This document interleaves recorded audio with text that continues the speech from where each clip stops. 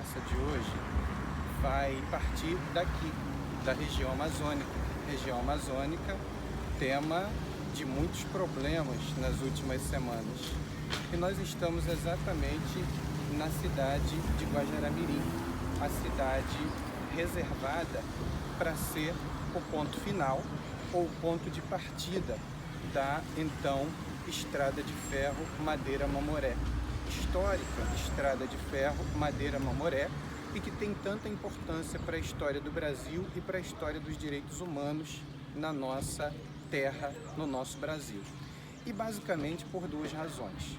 A primeira porque a Estrada de Ferro Madeira-Mamoré começou a ser pensada ainda no século XIX e ainda durante o Império, e fracassou pela primeira vez. Os primeiros estudos para a construção de uma ferrovia datam de 1867. Os engenheiros José e Francisco Keller promoveram a exploração à região das cachoeiras do Rio Madeira. Em 1869, George Church, engenheiro norte-americano, obtém permissão do governo boliviano para explorar uma empresa de navegação ligando os rios Madeira e Mamoré. Porém, devido ao grande número de cachoeiras, os planos são alterados para a construção de uma ferrovia. Essa permissão é dada ao mesmo engenheiro pelo governo do Brasil em 1870. Logo depois, fez-se uma segunda tentativa e essa tentativa também fracassou.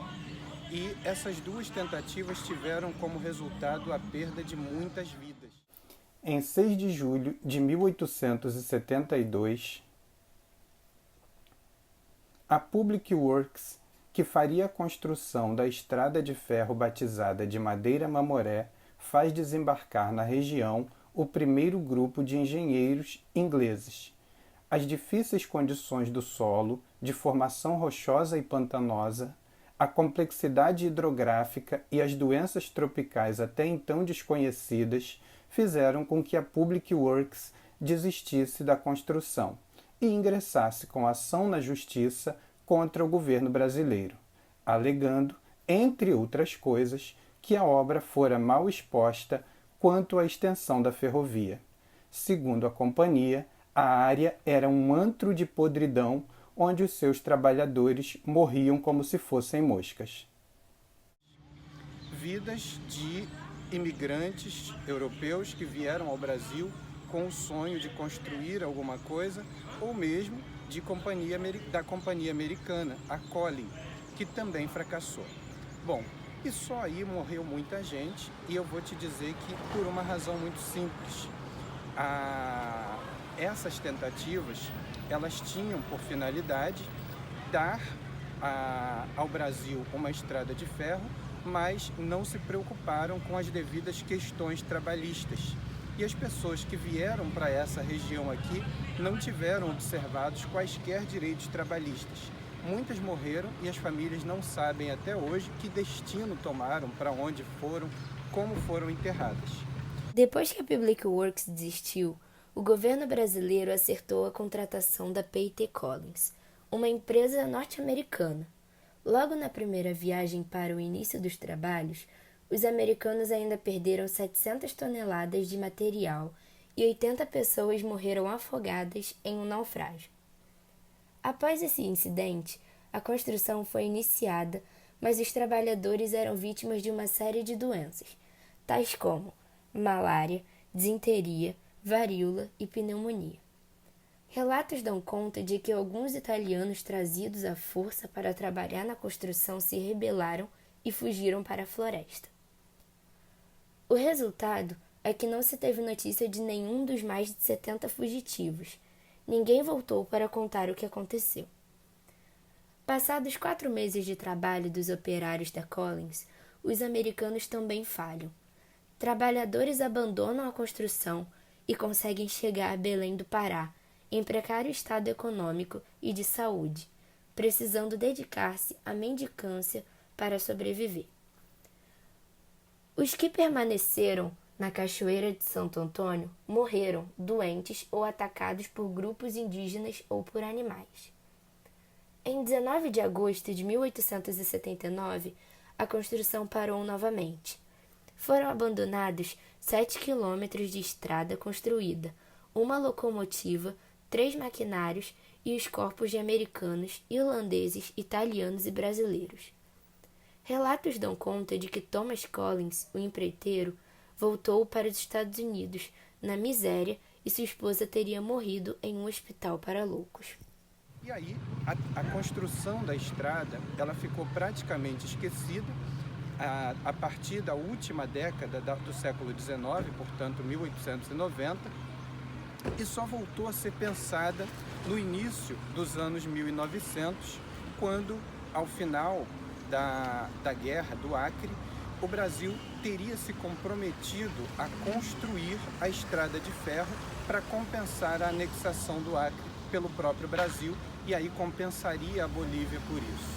Resultado prático dessa questão foi que o Tratado de Petrópolis determinou, então, o Brasil, pelo Tratado de Petrópolis, se comprometeu a construir a estrada de ferro Madeira-Mamoré, e aí assumiria a direção dessa construção Percival Farquhar. Financiado em boa parte pelos barões da borracha, Plácido de Castro e seus comandados conseguiram o controle das terras do Acre, anexando-o definitivamente ao Brasil. O governo brasileiro, então, adotou as providências para a validade jurídica de seu domínio sobre o Acre, o que aconteceu pela celebração do Tratado de Petrópolis de 1905. O Acre ficava, formalmente, anexado ao território brasileiro e o Brasil se comprometia a superar o trecho encachoeirado do Rio Madeira, por meio da construção de uma ferrovia que possibilitasse o acesso dos produtos bolivianos, entre os quais a borracha, aos portos brasileiros, inicialmente o porto de Belém do Pará.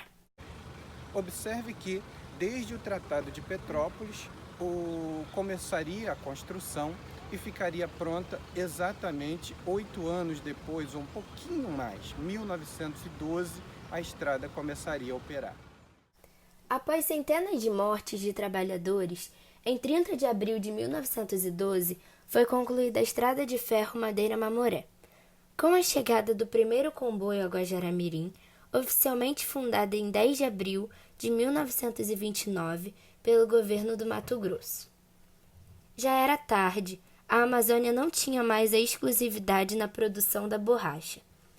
Os seringais plantados pelos ingleses na Malásia, com sementes oriundas da floresta amazônica, passaram a fornecer o produto para o mercado mundial em substituição ao Brasil. Bom, e você vai me perguntar, e a companhia fez o que de diferente em relação a todas as outras? A companhia construiu a estrada também sem observar corretamente os direitos trabalhistas. Mas aqui com uma diferença. A companhia trabalhou no sentido de desenvolver essa região. Então, essa região aqui, de Guajará-Mirim, ela passou a contar com uma estrutura que jamais havia contado. E Porto Velho, onde a estrada começa ou termina, dependendo da rota que se tome, cresceu tanto que você teve aqui o hospital, o hospital de base, que foi referência em tratamento de doenças tropicais.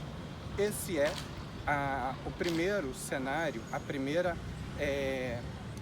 a nossa primeira conversa sobre a estrada de ferro Madeira-Mamoré. No próximo vídeo eu te conto então por que eu disse que essa estrada teve tanta importância para os direitos humanos e por que essa estrada teve tanta importância para a história do desenvolvimento da Amazônia. Te espero no próximo.